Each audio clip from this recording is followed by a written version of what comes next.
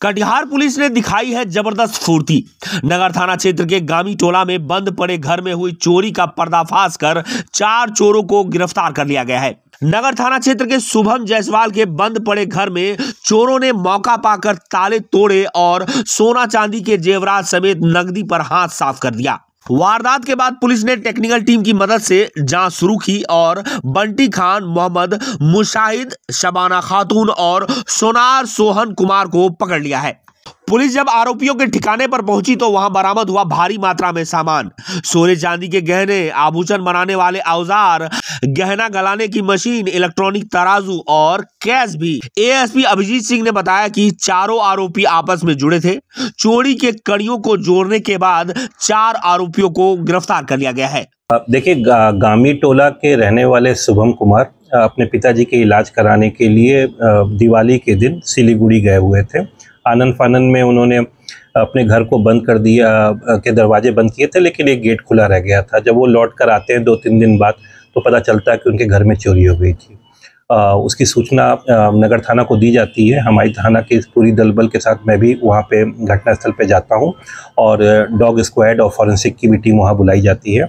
हम लोग जो वैज्ञानिक अनुसंधान और जो मैनुअल इन्वेस्टिगेशन है उसके आधार पे आगे बढ़ते हैं और पुलिस अधीक्षक के निर्देश पे टीम का गठन किया जाता है। उसके आधार पे हम लोग को पता चलता है कि ये चोरी 22 तारीख को की गई है और इसमें कुल 2 लोगों के द्वारा उसके घर के अंदर घुस के ये चोरी की गई थी।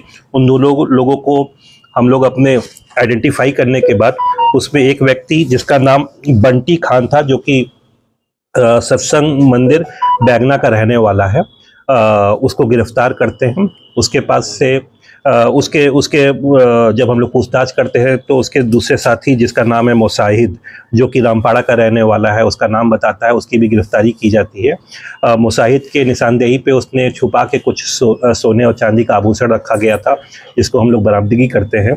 बंटी खान ने अपनी एक जानने वाले शबाना खातून के घर पे ये सारा सामान अपने हिस्से में जो सामान आया था उसको चुरा के रखा था।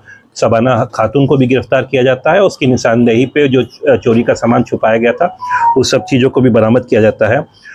फिर और आवश्यक पूछताछ जब हम लोग करते हैं, क्योंकि कुछ सामान हम लोग को बरामद नहीं हुए थे, तो ये पता चलता है कि उनके द्वारा कुछ चांदी के सामान जो है एक सोनार को बेचा गया, जो कि चोरी के ही सामान खरीद फरोख्त करता है। सोनार का नाम है सोहन कुमार, जो कि रामपाड़ा के ही रहने वाले हैं। उनको भी गिरफ्तार किया जाता है और उनके पास से जो खरीदा गया था चांदी का सामान वो भी बरामद किया जाता है।